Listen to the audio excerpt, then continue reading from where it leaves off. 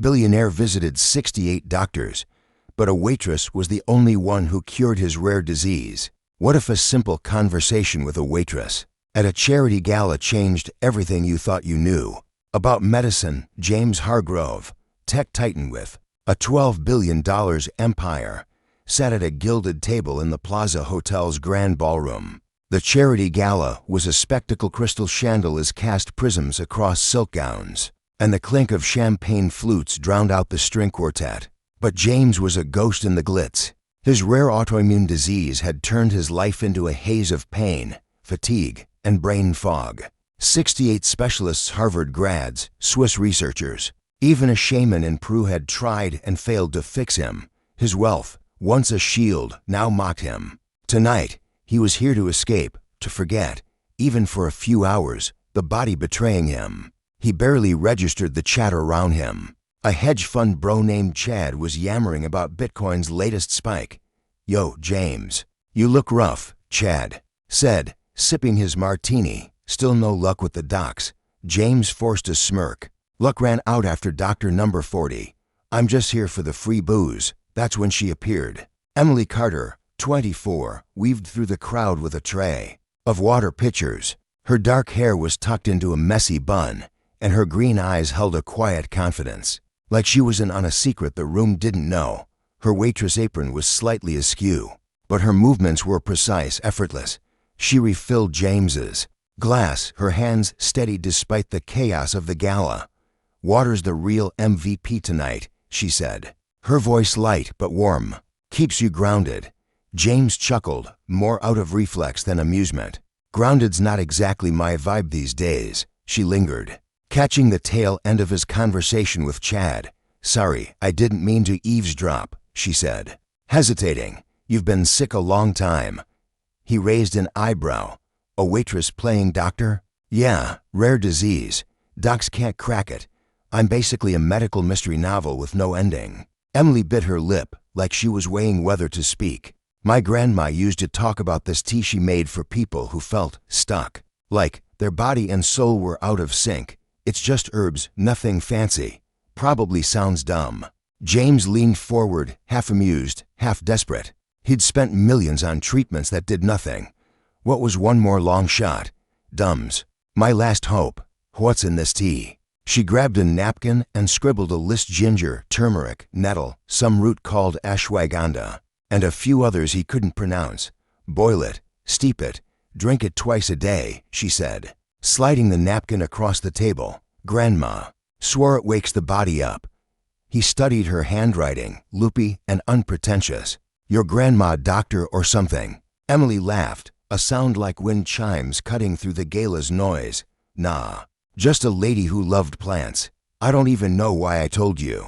You just looked like you needed something." James tucked the napkin into his pocket, not sure why he bothered. Maybe because he'd tried everything else. Maybe because her eyes held a kindness he hadn't seen in years. Back in his Upper East Side penthouse, James stared at the napkin under the sterile glow of his kitchen's LED lights. The marble counters gleamed, a stark contrast to the crumpled paper.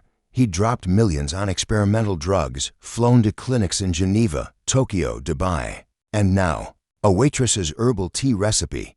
He laughed, a bitter sound that echoed off the walls. "This is insane," he muttered, but he was out of moves. The pain was relentless now, sharp stabs in his joints, a fog in his brain that made running his tech empire feel like solving a Rubik's Cube blindfolded. He called his assistant, Maria, a no-nonsense woman who'd been with him since his startup days. "Find these herbs," he said, reading off the list. "I don't care where or how much." Maria, ever the miracle worker, had the ingredients. Delivered by Dawn Organic, handpicked, sourced from some hippie co-op in Vermont. James boiled them in a $1,000 to $100 copper pot, following Emily's instructions like they were code for a new algorithm. The tea smelled like wet dirt and tasted like regret, but he choked it down. Twice a day, every day. A week passed. Nothing. He cursed himself for hoping. By day 10, though, something shifted. The ache in his knees dulled. He slept 6 hours straight, a record. By week 3, he jogged a mile on his treadmill, something he hadn't done since the disease took hold. His mind felt sharp, like a server rebooting after a crash.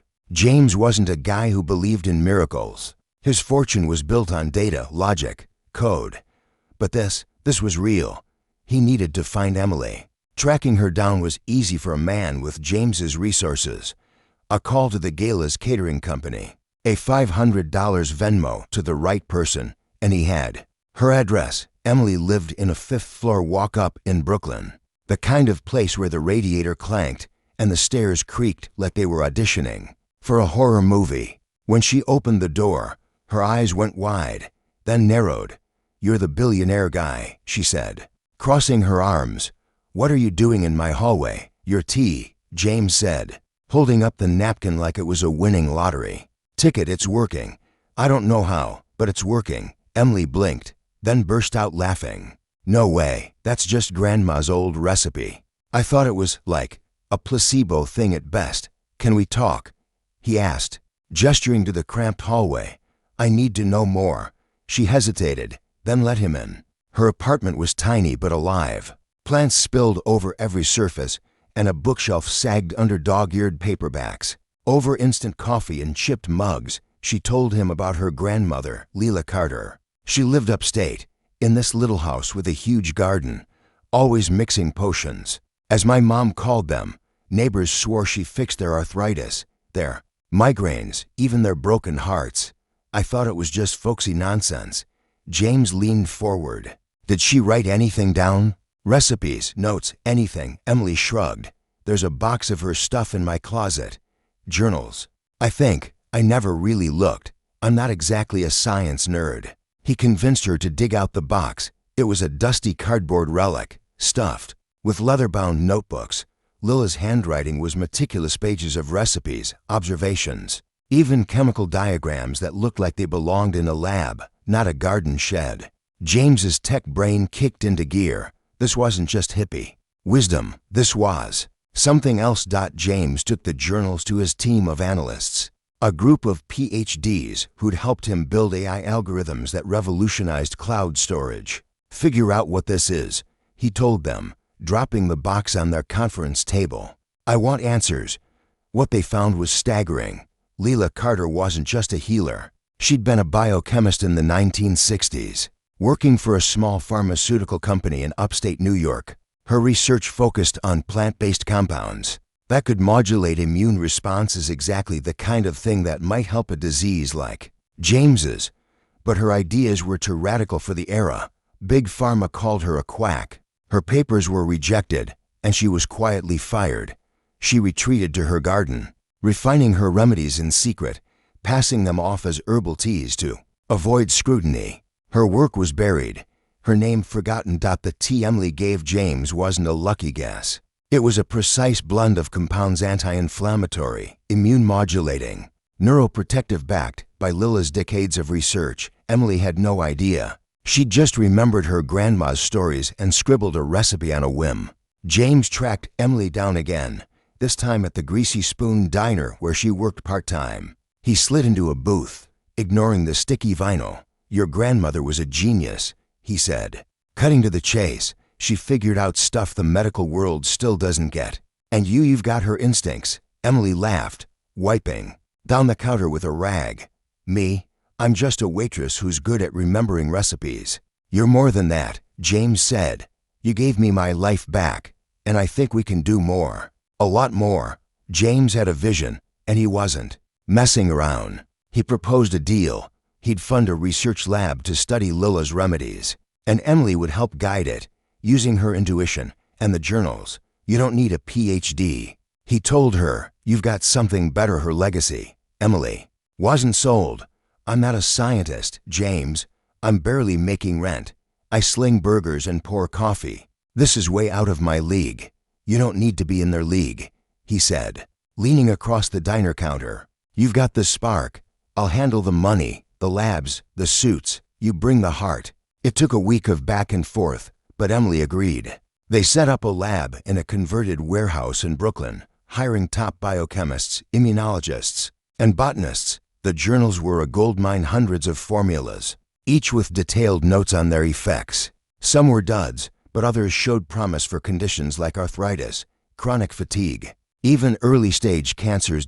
Emily threw herself into the work, surprising even herself. She wasn't just a waitress anymore. She was deciphering her grandmother's code, connecting the dots between Lila's teas and cutting-edge science. She'd sit with the scientists, asking questions, challenging assumptions, her instincts guiding them when the data got murky. James, meanwhile, used his connections to get their research noticed articles in Forbes, interviews on CNN. But the medical establishment wasn't thrilled. Big Pharma saw them as a threat, and academic journals called their work unproven. One professor at a medical conference sneered, "A billionaire and a waitress playing doctor? This is a publicity stunt." James didn't give a damn. He'd been through too much to let snobs stop him. And Emily? She was finding her fire, channeling Lila's defiance. "They laughed at my grandma too," she told James one night, poring over data in the lab. "We'll show them." Their first big breakthrough was a compound they called L17, based on one of Lila's remedies. Early trials showed it reduced inflammation in autoimmune patients by 40% better than any drug on the market. Patients who'd been bedridden were walking, working, living again. But getting L17 to the public wasn't easy. The FDA dragged its feet, demanding endless trials. Competitors spread rumors that James was funding a scam. One pharmaceutical giant, MedCorp, even tried to buy them out, offering $1 billion to shelve the project. James was tempted to $1 billion was a lot, even for him. He sat Emily down in his sleek Manhattan office, spreadsheets glowing on his laptop. "This could set you up for life," he said. "No more diner shifts." Emily didn't even blink. "This isn't about money," she said, her voice steady. "It's about people like you who've got no hope left. We're not stopping." They pushed forward, running trials in secret to avoid interference. Emily became the heart of the operation, meeting with patients, listening to their stories, tweaking formulas based on what she learned. She wasn't Lila, but she was starting to understand her grandmother's gift, not just the science, but the empathy. She'd spend hours with trial participants, hearing about their kids, their dreams, their pain. It fueled her. "This is why we're doing it," she'd tell James, "not for the headlines for them." But the fight got dirty. MedCorp hired PR firms to smear their work, planting stories about dangerous, untested remedies. A whistleblower leaked that MedCorp had lobbied the FDA to delay approvals. James countered with his own PR blitz, using his tech clout to amplify their story. He hired a documentary crew to follow their journey, turning Lila's legacy into a narrative the public couldn't ignore. One night, James found Emily in the lab, staring at a faded photo of Lila in her garden. "She'd be proud of you," he said, his voice softer than usual. Emily smiled, her eyes tired but bright. "She'd be proud of us." 3 years after the gala, L17 hit the market. It wasn't a cure-all, but it was a game-changer. Patients who'd lost hope were gardening, dancing, living again. News outlets ran wild with the story. "Billionaire and Waitress redefine medicine," screamed the New York Times. The medical establishment grumbled, but the data was ironclad. L17 worked, and it was just the start. James and Emily didn't stop there. They open-sourced Lila's research, uploading her journals to a public database for any scientist to study. Universities launched courses on plant-based medicine. Small labs in India, Brazil, and Kenya began replicating their work, adapting Lila's formulas to local plants. The ripple effect was seismic. Healthcare was shifting, and it all traced back to a napkin at a gala. They faced pushback. MedCorp sued, claiming patent infringement. The case dragged on, but James's legal team was a buzzsaw, dismantling the claims with Lila's journals as proof of prior art. Emily took the stand, her voice unwavering as she told the court about her grandmother's life, her sacrifice. The jury was in tears. The case was thrown out.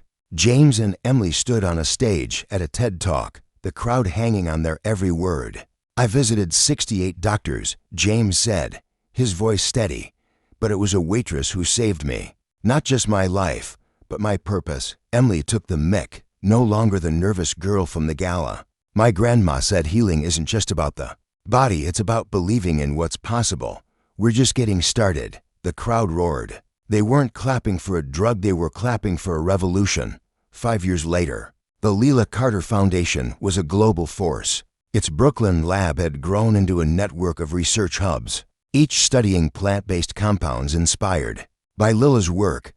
L-17 was now affordable, distributed in low-income clinics from Detroit to Delhi. Emily, now 29, ran the foundation's outreach, traveling to train community healers in Lila's methods. James, healthier than ever, focused on funding and tech-building apps to track patient outcomes, making the science accessible. They faced setbacks. A bad batch of L-17 caused side effects in a small group, sparking a media frenzy. Emily and James owned it, recalling the batch and funding treatment for those affected.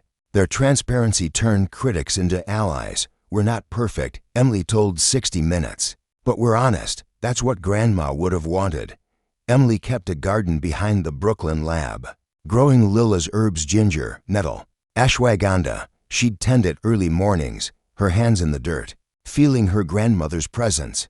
James, once a workaholic who lived for boardrooms, would join her sometimes, weeding in silence.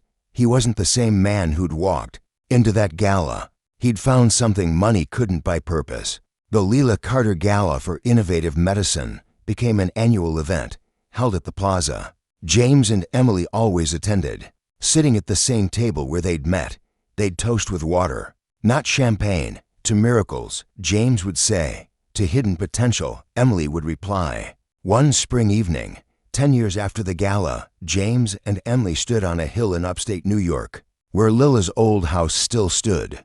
The garden was overgrown, but Emily had plans to restore it as a training center for young healers. The foundation was now a household name, its remedies saving millions. L-17 had paved the way for L-22, a cancer therapy, and L-31, a neurological treatment. The medical world had shifted. Hospitals now had Leela wings dedicated to integrative medicine. James, now in his 50s, was disease-free, running marathons for charity. Emily, a reluctant celebrity, had written a book about Leela, the healer's legacy, a bestseller that inspired a generation. She still called herself a waitress sometimes, just to keep herself grounded. They unveiled a statue of Leela that day, a bronze figure of a woman with a basket of herbs, her face kind but fierce. The plaque read, "Leela Carter, who saw what others missed." Hundreds attended: patients, scientists, kids who'd grown up on L-17. Emily spoke, her voice carrying over the crowd. "Grandma didn't just heal bodies, she healed hope. She showed us the answers are often right in front of us, if we dare to look." James took her hand, his eyes misty. "We did it, Em, you and Leela." "No," she said, squeezing his hand. "We all did." As the sun set, they planted a nettle bush by the statue, its roots sinking into the earth. The wind carried the scent of herbs, and somewhere, Leela Carter was smiling.